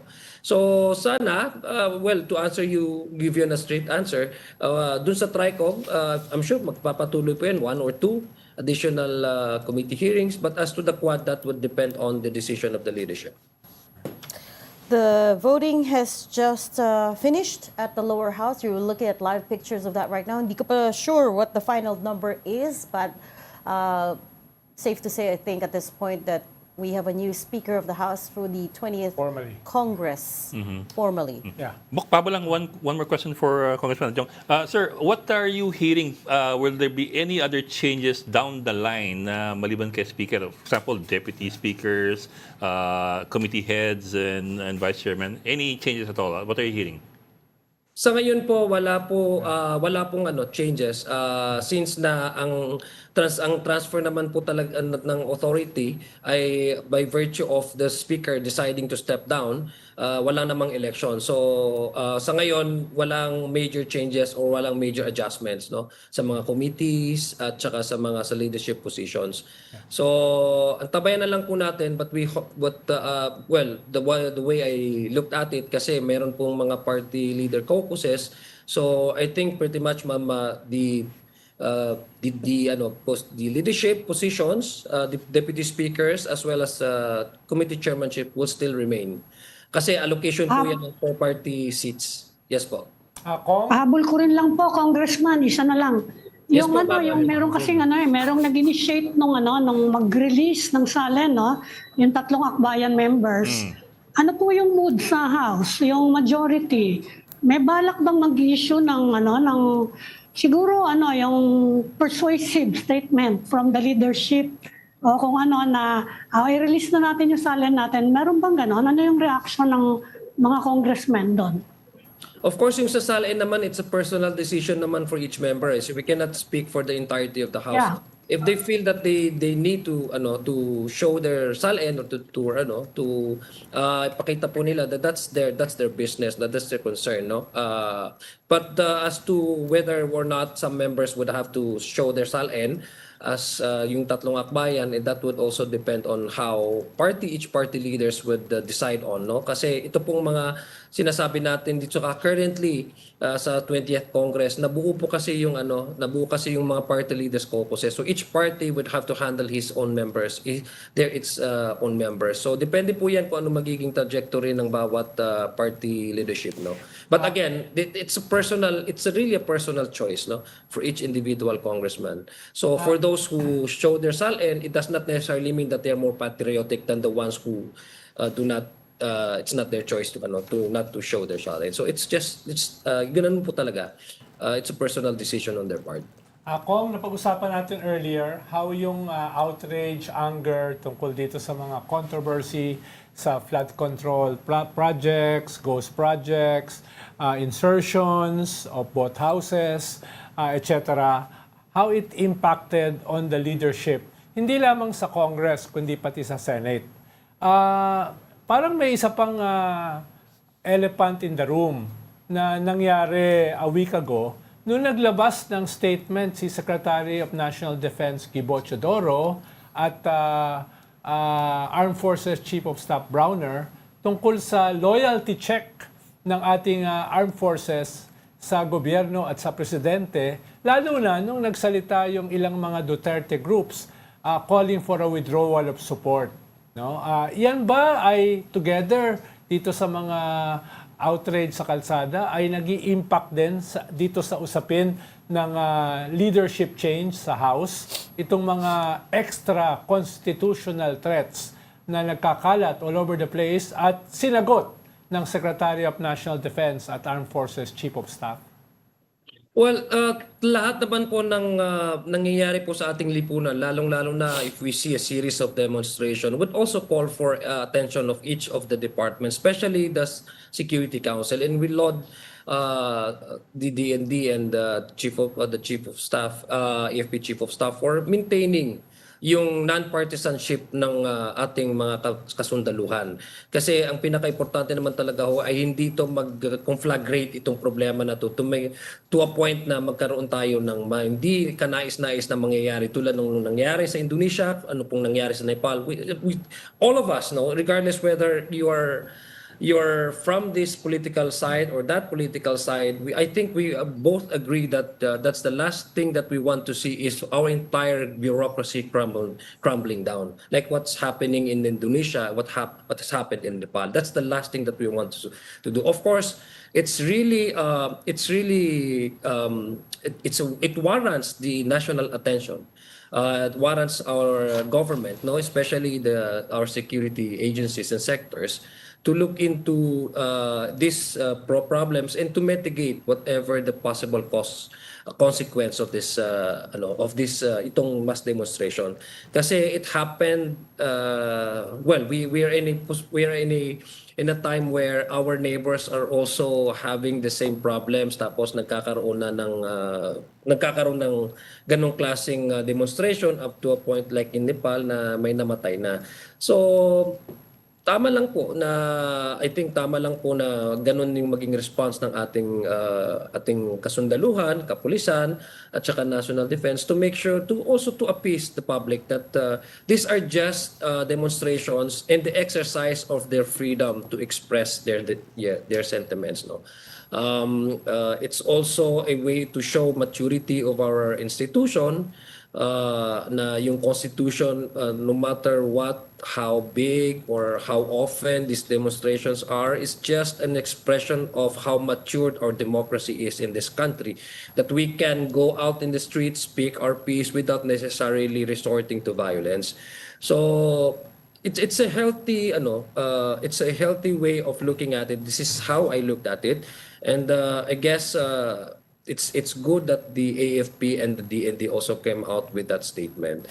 So, ito pong lahat ng nangyayari ngayon sa ating politika, bungso na nga po ito ng ating desire ng ating mga taong bayan to hold the government accountable and to be more transparent about the government transaction as well as government services that would really affect the people on the ground. Okay. We'll leave that there and we'll go back to the plenary hall at the lower house to try to see what the final numbers look like. But it looks like you have a new Speaker of the House. Congratulations and thank you for Kailangan joining ko us. bumalik doon. Oh my, thank you for joining us today. Thank you, Congressman. Maraming salamat po, Ma'am. Lana Thank you del very much po. Sur, 1st District, Congressman Zia Alonto Adiong, also Deputy Majority Leader. They are now tallying the votes at the lower house. Surprises. There won't be any surprises because, of course, si Congressman Boji D was the only nominee. We know that Congressman Kiko Barzaga abstained. And we also know that Congressman Marcoleta was given a point of order because he tried to explain his vote. Ang instructions today was just to cast your vote without explanation. And apparently, Congressman Marcoleta tried to talk about reforms and talk about how they need Pero ano change. boto niya eventually? I'm not sure. I have to go back to the video because We're looking at we were on air. video of Congressman Oo. OGD. So once with- he is formally voted in, he will be given his oath, and after which he is expected to deliver a speech, his first address to the 20th Congress as the Speaker of the House. Andun din si Congressman Albano. Sabi niya. Which one is he? Congressman Yung Rodito naka-suit, Albano? naka-gray Ay, nasa pen. kanan. Yeah. Yung umayos ng kwelyo niya. Sino yung katabi? Oh, inayos niya yung kwelyo ni Congressman. Talaga? Oh, inayos na kanina eh. Close sila, magkakaibigan yan. At saka Deputy Speaker yan. Senior Deputy Speaker. Si Albano. Ni Speaker Martin Romualdez. Both from the Ilan kaya major yung political families of nag-abstain, Isabela. ano? Ilan, yan yung interesting. Interesting din yan. Kung ilan yung nag-abstain. Talking about Albano, so kanina we were talking about how si Congressman D doesn't have a lot of scandals to his name, right? So medyo malinis pa siya tingnan publicly. But remember as well, we were saying that the Ds and the Albanos have governed Isabela for decades. Nagpapalit lang Yes. sila, but these families... Minsan nag-aaway. Or minsan nag-away, but they have been there forever. Remember as well, on August 19th, I just dug up the transcript. August 19, right here in Storycon, we interviewed Governor Rodito Albano of Isabela. Yeah. And we asked him, kasi Isabela was number 3 on President Marcos's list of provinces that got the most number of flood control projects. 341 yung nakuha ng Isabela. And we asked him what he thought of that. Governor Albano said, masama loob ko dyan kasi dapat number 1 kami. Instead of number 3. Kasi malaki nga daw problema nila. Dapat number 1 kami. Talagang flood prone ng Isabela and Cagayan. We have the Cagayan River, don't forget. But also, when we asked him, bakit hindi nagbago over the years? How come there's been no improvement? He says, well, bakit kami sisisihin? Unang-una, hindi nanggaling sa amin yung pondo. Pangalawa, hindi kami nag-determine yan. Ang nag-determine ng pondo is yung national government. Kasi kung titingnan mo nga, billion-billion yung pondo nyo, wala naman kaming ganun eh. So, what I'm trying to... maharlagmay ng Project NOAA. What I'm trying to put... Dahil kaya daw ganyan yan. Yung LGU Kaya daw. daw ganyan But- yan. but- Yung Yes. paggawa ng flood control doon, hindi ginawang master plan along the Cagayan River. Yes, correct. Dami-dami daw ganon. Oo, correct. Pero what I'm Na, trying to point ano? what I'm trying to point out here, Ami, is if your family has been in power this long, tapos you're still blaming the national government, and the Yan national nga. government in turn blames the local government, what does that say Pareho sila. about you? Pareho sila. Right? So again, if we've already established that the family has been in power for this long, or the Albanos have been as well, tapos nung kinausap natin si Governor Albano, yun yung sinabi niya, national government naman yung naglagay ng pondo, hindi nila kasalanan yun, they're pointing fingers at each other, basically. Right? Baka pareho lang silang no? The flooding situation, Nakikita natin ngayon sa gulo. oo, it hasn't Lahat improved. naman pare-pareho. DPWH, local. Sabi nga ng mga scientist you have to build with nature. Hindi naman daw natin sinusunod dyan.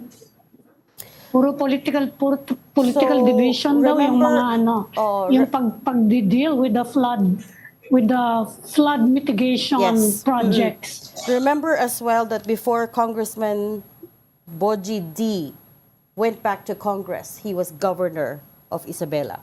Yeah. Right? Well, wala na silang excuse ngayon. Dahil ang sinasabi Yes. nila, yung LGU ay wala masyadong role sa NEP.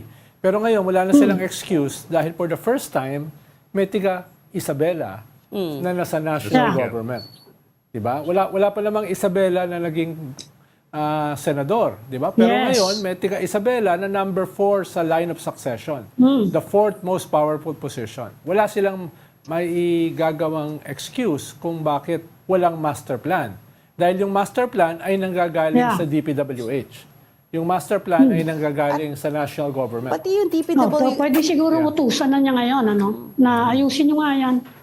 Pwede na niyang utusan. But how believable is it ba talaga when the LGU people say that wala walang kaming coordination, kinalaman sa- exactly. na wala kaming kinalaman dyan, sila lang Exactly. gumagawa. Well, kailangan pa natin i-test yan dahil yan din ang sabi ni Governor Daniel Fernando sa Fernando. Bulacan. No? Tapos sa Oriental. Yan din yung sabi sa Mindoro. Oriental Mindoro nung pinuntahan niya. Hindi namin alam itong mga proyektong ito, di ba? So, it could be yes and no. No? Kasi also makes you wonder, how can you not know what's happening? Hindi, ang sinasabi ko nga, exactly my question. ang sinasabi ko nga, Ang you may nakakaalam know lang it, yung mga pero wala kang kontraktor. power. Oo. Yun yung iba yung iba. Sila lang nakakaalam. That's also true. Dahil ang nagpapasya dyan, hindi naman yung local eh. But on the other hand, then as the LG, as the father of the province, you Yeah. also have a certain amount of influence, and you can make noise. Yes, If something's happening in Yes, your pero own backyard. nagbabari yan, depende sa iba't ibang mga LGUs. May mga LGUs na malapit sa kusina, may That mga is also LGUs na malayo no, at particular moments. Pero ang sinasabi Depende lang sa naman contact. nila, hindi kami kasama sa paggawa ng NEP, hindi rin kami kasama sa pag-approve ng budget, na medyo totoo naman. No? Pero yung information, nagbabari yan. Dahil dapat man lang kung ikaw ay governor, dapat man lang mangulit ka, di ba? Silipin mo. Pero katulad nga sa Oriental Mindoro, talagang hindi niya alam no, yung sinasabi niya. Sa kung papansin mo, bungi-bungi yung project na tumatalon-talon, then as the father of the province, Well, he raised Halimbawa, doon sa distrito ni Richard Gomez, talagang galit na galit yung mga mayors na hindi sila nakonsulta. Ibig sabihin mga LGUs. No? At sila nga yung nagreklamo. Depende sa relationship ng sila nga yung district nagrereklamo. representative sa LGU. Dahil wala silang powers to decide. Yun yung malinaw. Yung information is another thing. No? Let me quote Governor Albano directly again. Again, for those interested, this is a August 19 episode ng Storycon. Sabi niya, alam mo minsan, naging congressman din ako, minsan pagalingan ng kuha ng budget yan kasi kulang sa district mo. Yung mga congressmen, syempre, pasikatan din yan kung gusto mo ma-re-elect next year, paglalaban mo yung pondo na dadalhin mo sa lalawigan ng probinsya. There we go. So, an outright admission na pag congressman ka, pasikatan yan, pagalingan ng kuha ng budget. Merong insertions. Again, come back to the point of if you've been in national government and you've been in local government representing the same area, how can you not know what's going on? So, I'm not saying na may kinalaman siya sa mga contractors or anything, but what I'm saying is his background really as clean as we think? Yeah. Kaya ang sabi ko, Malalaman natin in the coming days. Yung mga naglalabasan na nga ngayon. Very clean. Katulad ni Ed Lingao. O ni Manny Mugato. No? Ano ko, purist? Pero Parang halimbawa, pinapapimbestigahan daw niya yung malaglag na The nag-collapse votes na are in. bridge Ilan? sa Isabela. 253 votes. Pinapaimbestigahan niya. Okay. Di ba yung mga gumawa ng tulay, ang mas gusto nila, JICA ang gumawa, yung local. Pero ang DPWH, ang gusto sila. Ayan na. I understand 253 votes in favor of Congressman D. And ayan, nagkakamayan na. Well, wala naman siya kalaban 250? 253. But let's get the confirmation there. We just were told by the producer that it's 253 votes. Kung ilan ang abstention, we're waiting for that. Marami abstention, ha? Oh, well, you have Kiko Barzaga already. Ilan? 18. 1-8. 18 lang. Abstention. 18 lang abstention. And 253 for Boji D, tama ba? Meron bang against? Pwede bang ganon? Wala bang Oo ghost? nga, may against ba o absent lang sila?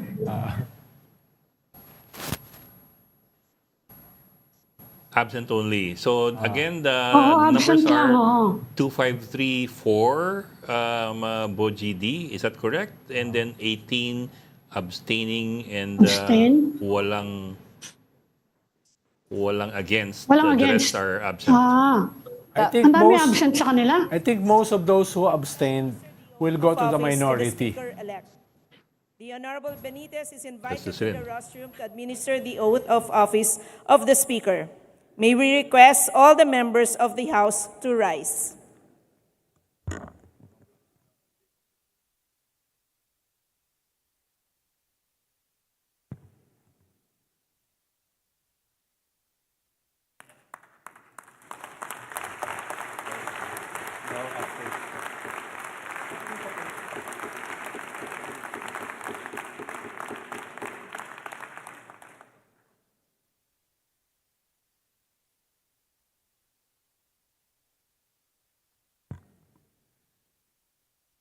Please raise your right hand and repeat after me. I, Faustino Boji D. III, of the, of the 6th District of Isabela, having been elected as Speaker of the House of Representatives, hereby solemnly swear that I will well and faithfully discharge to the best of my ability I will well and faithfully discharge to the best of my ability the duties of my present position and of all others I may hereafter hold under the Republic of the Philippines. the duties of my present position and all of our others may hereafter hold under the Republic of the Philippines. That I will support and defend the Constitution of the Philippines. I will defend, support the Constitution of the Philippines. That I will bear true faith and allegiance to the same. That I will bear true faith and allegiance to the same. And that I will obey the laws, legal orders, and decrees promulgated by the duly constituted authorities of the Republic of the Philippines, and that I will obey the laws, legal orders, and decrees promulgated by the duly constituted authorities of the Republic of the Philippines, and that I impose this obligation upon myself voluntarily without mental reservation or purpose of evasion. and that I impose this obligation upon myself voluntarily without mental reservation or purpose of evasion. So help me God. So help me God. Congratulations, Speaker.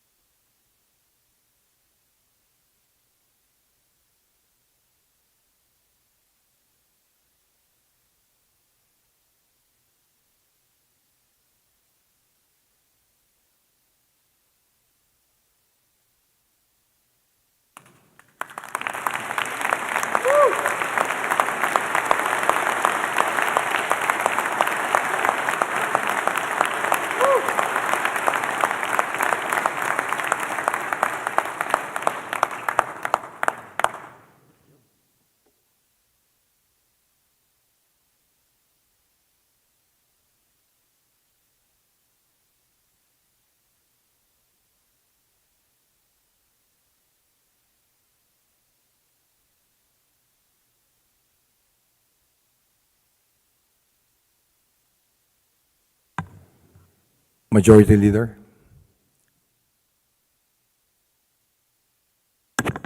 Ladies and gentlemen, the Speaker of the House of Representatives, Faustino Boji D. III, will now address the body.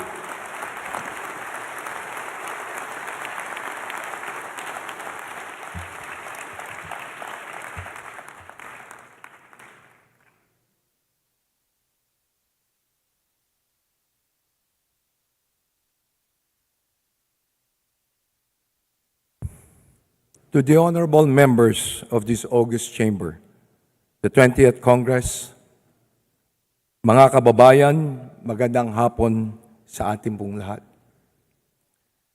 Ako po'y lubos na nagpapasalamat sa mga kasama kong mambabatas sa House of Representatives sa paghalal ninyo sa akin bilang Speaker. Hindi ko po ito inaasahan. Matapos ang ilang dekadang paninilbihan bilang lingkod bayan mula pa kabataang barangay hanggang gobernador ng Isabela, inakala ko na ang susunod na yugto ng aking buhay ay para sa aking pamilya. Ngunit, ibang daan ang inilatag ng ating Panginoon. Dinala niya po ako muli dito sa Kongreso upang mas higit pang palawakin ang aking paglilingkod. Aminado po ako, meron po akong pangamba sa aking dibdib habang iniisip ko ang hamon na katungkulang inaatang sa aking balikat.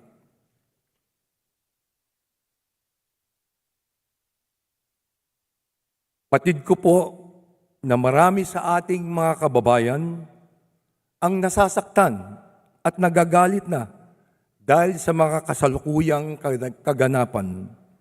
Naiintindihan ko po kayo. Bilang anak ng lalawigan ng Isabela, alam na alam ko po ang mga pagsubok na dala ng matinding bagyo, ang pagkasira ng mga bahay at buhay tuwing tumataas ang tubig baha. Sa ngalan nila, tinatanggap ko ng buong kababang loob ang hamon ng pagiging Speaker of the House. Ako na ho ang unang magsasabi sa ating mga kababayan. Meron po kaming pagkukulang. Kami po ay nagpapakumbaba sa inyo. Nakikiusap po kami na sana bigyan nyo kami ng pagkakataong ituwid ang mga maling kalakaran at linisin ang aming hanay. Nakikiusap po kami na magbigyan nyo pa kami ng tsansang makuha muli ang inyo pong tiwala. Ako po ay kaisa ng ating mahal na Pangulo sa kanyang layunin na linisin ang pamahalaan upang tayo ay bumangon muli. Under my leadership, this House will change. I will not defend the guilty and I will not shield the corrupt.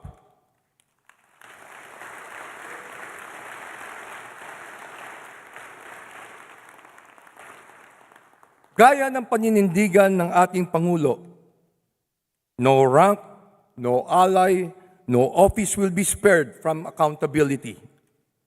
We must strengthen the Oversight Committee and fully cooperate with the Independent Commission of Infrastructure. Our duty is not to protect each other. Our duty is to protect the Filipino people.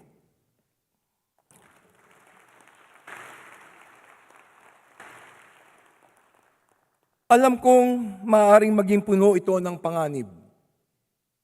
Dahil sa mga maaaring matapakan, sinusugal ko ang aking pangalan na matagal ko pong pinagpaguran.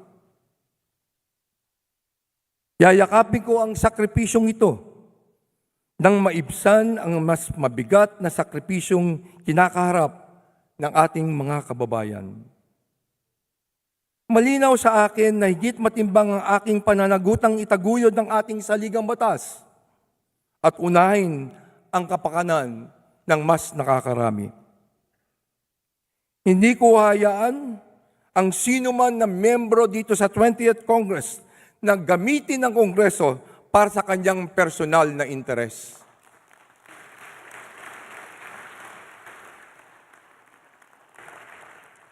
Panahon na nang ituon natin ang ating paningin sa mga pangailangan ng ating mga kababayan. Sila ang rason kung bakit tayo naririto. Huwag sana po natin kalimutan yan. Sila ang unahin natin bago ang pangsariling kapakanan. Kung meron pong dapat na managot sa mga umuugong na mga paratang na ito, titiyakin natin na magiging patas ang mga pagdinig at kung meron mang mga pangalang nabanggit sa mga pagdinig na ito, may mga tamang forum para sila ay makapagpaliwanag. Tayo po ay magiging transparent at accountable sa ating mga gawain. Kung kinakailangan, makipag-ugnayan sa mga naglalabas ng saloobin, ako po mismo ang harap para makipag-usap.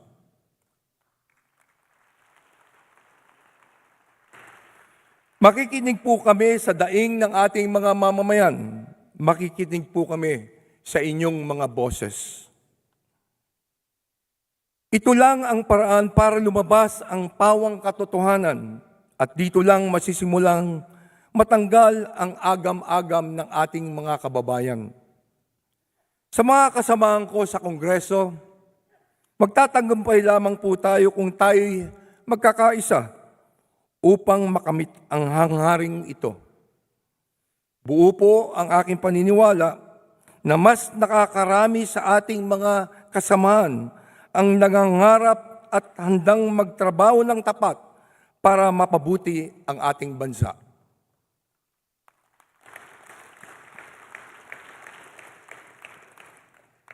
Hindi ko po magagawa itong na nag-iisa.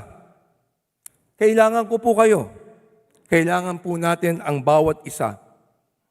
Kaya kukunin ko itong pagkakataon na to na ipabot sa ang ating pong pasasalamat sa dating speaker sa kanyang bukas palad na pakikipagtulungan para maisakatuparan ang isang maayos na transisyon at natatanging hangarin na ito.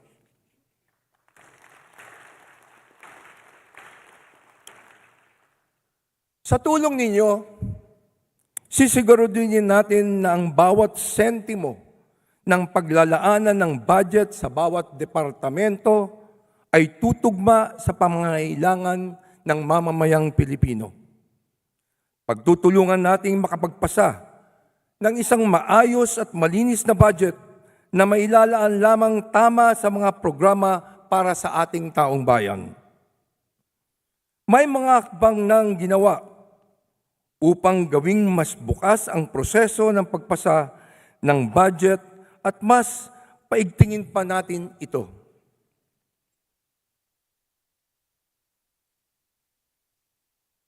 Ako po ay handang makinig sa iba't iba nating tinig upang higit ng makaunawa. Nakahanda po ang aking bisig na makipagtulungan kanino man alang-alang sa ating bansa. Mula noon hanggang ngayon, ako po ay walang pinipiling kulay. Lahat ay mahalaga. Lahat ay may maaaring maiambag upang magampanan ang ating mandato bilang kinatawan ng ating pong mga mamamayan. Sa ating pong mga kababayan, hinihiling ko po na magpatuloy tayong magmatsyag at magbantay. Tanging kayo lamang po ang makakapagsabi at makakapagpasya kung dapat bang ibigay ninyo muli ang tiwala sa amin. Kayo ang magiging bahagi ng reforma para masiguro natin sa darating na mga araw ang kapakanan ng taong bayan ang mauuna. Ngayon na po ang oras, hindi bukas, hindi sa susunod na mga araw. Sama-sama tayong babangon, sama-sama tayong kumilos, sama-sama tayong maglingkod. Hindi magiging madali ang ating tatalakayin. Alam kong magiging mahirap para sa ating lahat. Pero gaano man kahirap, kung ito naman ang nararapat, kung ito naman ang tama, ito ang kailangan nating gawin at pagtulungan.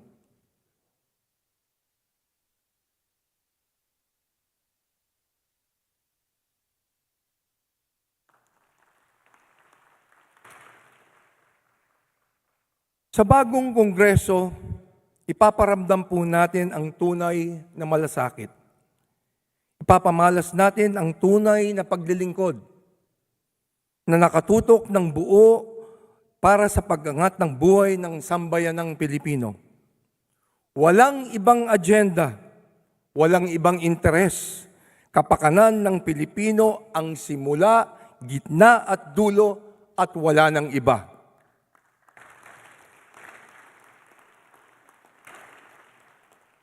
Sa lahat ng ito, hindi tayo hatulan sa ating mga salita, kundi sa ating mga gawa. Hindi tayo husgahan sa ating mga pangako, kundi sa ating pagtupad. Kaya hinihikayat ko ang bawat isa na sama-sama nating isulong ang isang bagong Pilipinas na matatag, marangal at nagkakaisa. Muli, maraming salamat sa inyong pagtitiwala. Pagpalain nawa tayo ng puong may kapal.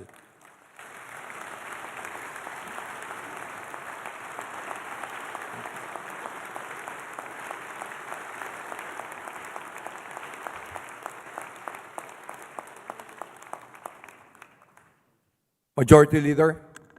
Mr. Speaker, I move to suspend session for a few minutes. Session suspended.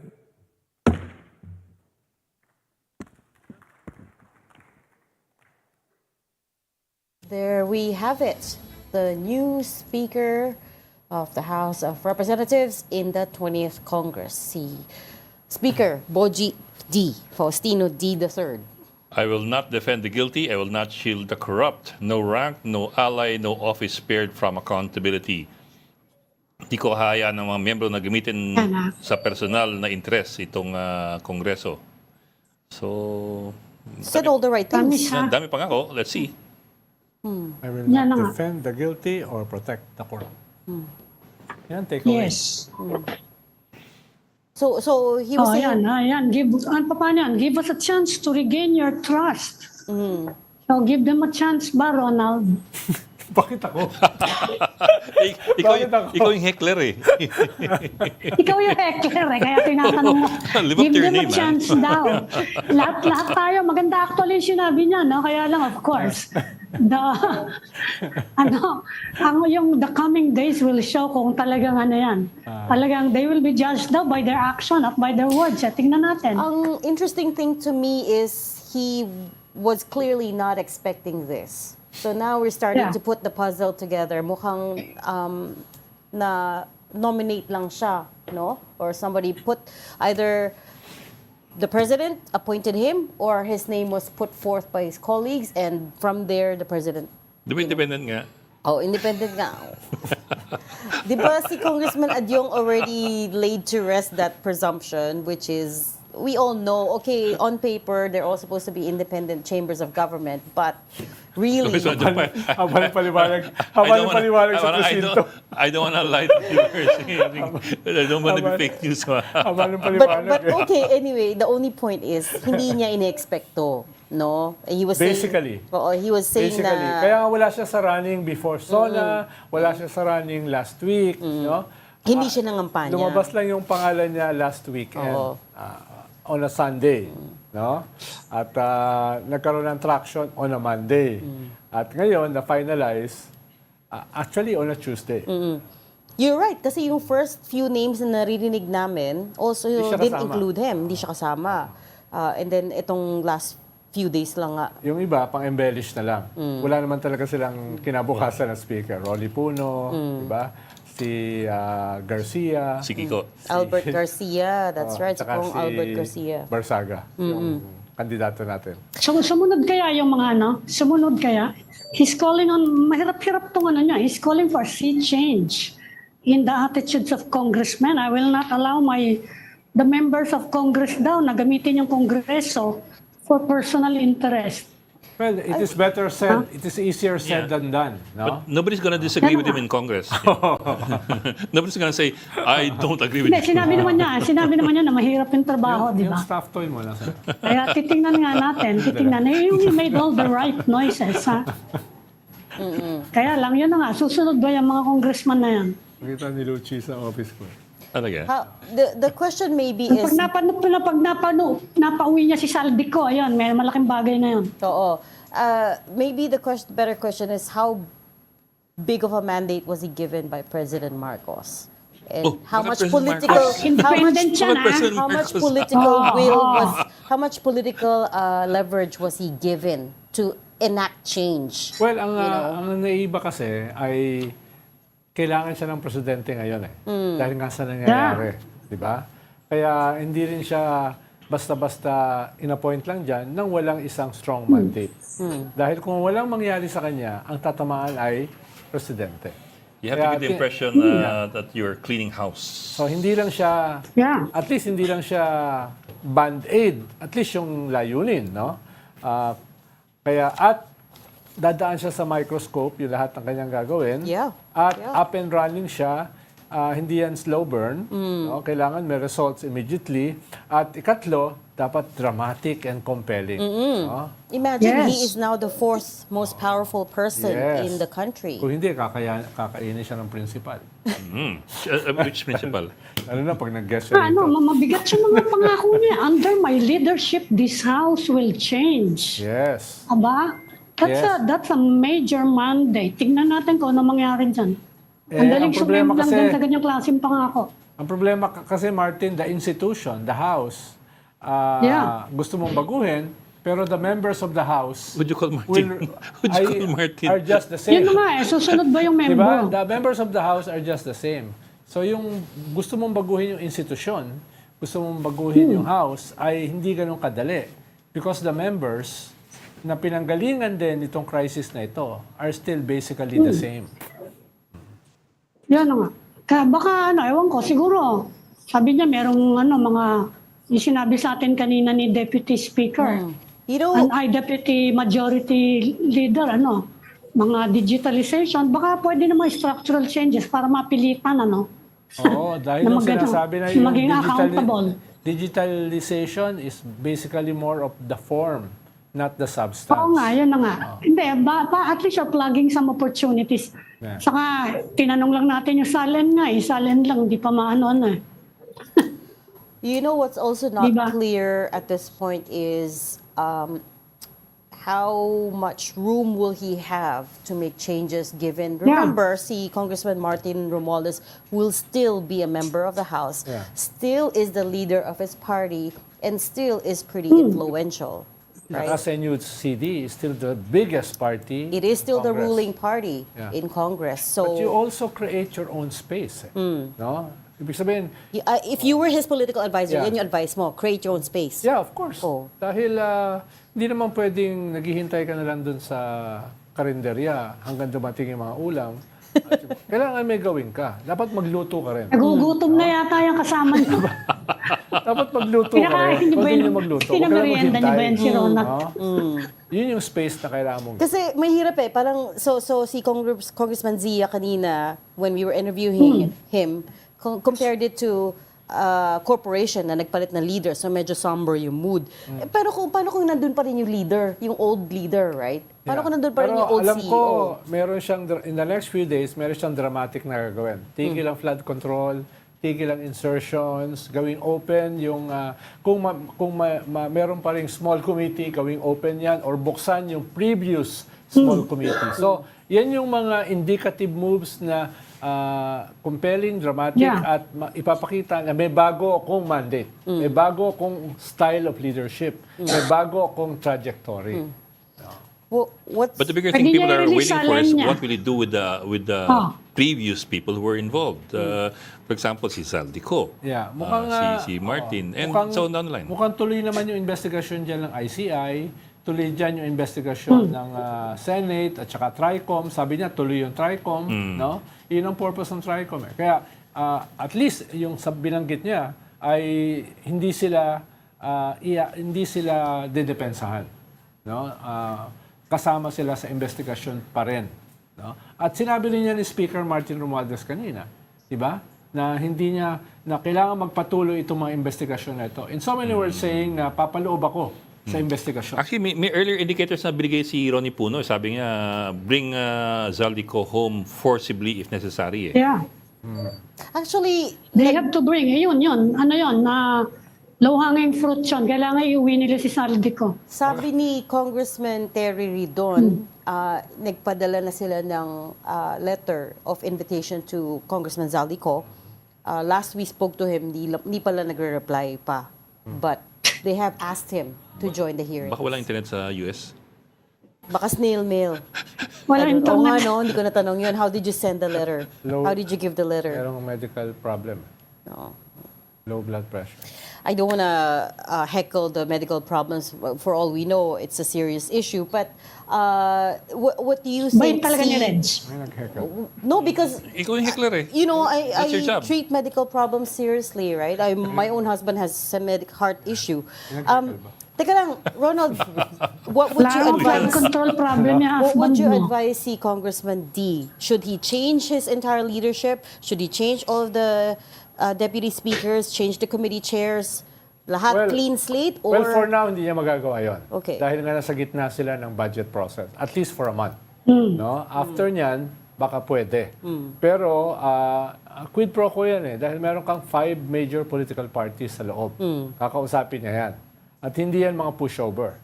Actually, ang pinakamaliit nga dyan, yung partido niya. yes, correct. Yung Partido 27, Federal. 28 members. yan. So, ang malalaki dyan, Nacionalista, NPC, NUP lakas. Kaya, yes, may suporta siya ng Malacanang, kaya siya naging speaker. Pero, kinakailangan ay konsultahin din niya yung 5 major parties dahil ayaw din niya makaawa yan. No? Ayaw niyang si Congressman Barsaga lamang ang babanat sa kanya. No? Kaya, yun yung tingin ko, magkakaroon ng caucuses starting yesterday. Nag-uusap na yung mga yan. No? At, But what are the pero ang chances? sinasabi ko lang, hindi pa niya bapaltan yung mga key positions, all positions. Kaya nga, ang sinabi kanina, speaker lang ang vacant. Yeah. Dahil nga may ongoing process. Pag tinigil yan, pag binakante lahat ng position, it will take a 1-month delay. Na para sa budget process ay medyo matagal. No? But what are the chances the Lakas will change his leadership? Ibang usapin pa yun. Kasi di ba? Huwag mong kalimutan, si GMA is a member of Lakas, di ba? At ang pinagmamalaki niya, siya ang mentor ni Martin. No? Siya ang mentor ni Sara. Yung iba dyan, maglilipatan ng party. Lalaki ang party ni Speaker. Posible yun. Ganyan naman dito sa atin. Ganyan naman dito sa Federal atin. bigla naging major party. Ganyan lang naman dito. Ano yung, what are you saying here? You think biglang GMA will suddenly have a role in all of this? Hindi naman. Si GMA kasi is waiting on the wings. No? Depende sa political climate. At mukhang yung political climate may change in the next 2 years to her advantage. Who knows? No? Pero si GMA kasi is a survivor. Yeah. And isa siyang Toronaga, the long game. Parang sa Shogun. No? Hinihintay. Nagkukan siya. I didn't see it. Tsaka mahaba ang PC niya. Hindi mo napanood yung Shogun? Hindi. Panoorin mo. Parang lumabas ka naman sa kuweba. Wala akong Pac Demon Walang Hunter Netflix na ngayon. Ronald. Hindi, ang ganda ng bigsi lang. Hindi makarelate yung mga Okay?